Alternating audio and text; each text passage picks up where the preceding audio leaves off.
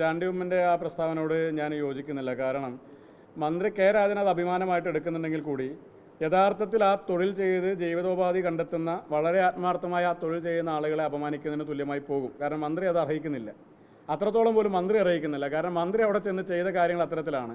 അദ്ദേഹം ഒരു ടേബിൾ വലിച്ചിട്ട് ആളുകളുടെയൊക്കെ സഹായത്തോടു കൂടി അതിൻ്റെ മുകളിൽ കയറി അങ്ങനെ ഒരു പ്ലാസ്റ്ററിങ്ങിൻ്റെ വശങ്ങളിൽ മാത്രം ഉരച്ചു നോക്കി ലീക്കില്ല എന്ന് പറഞ്ഞാൽ അത് യഥാർത്ഥത്തിൽ ആ പണി ചെയ്യുന്ന ആളുകൾക്കറിയാം, അത് കണ്ടാലറിയാം അവിടെ ലീക്കുണ്ടെന്നും അതിനെങ്ങനെയാണ് അതിന് പരിഹാരം ഉണ്ടാക്കേണ്ടതെന്നും. അതിന് ഊരാളുങ്കൽ സൊസൈറ്റിയുടെ എഞ്ചിനീയർമാരുടെ വൈദഗ്ധ്യമൊന്നും വേണ്ട.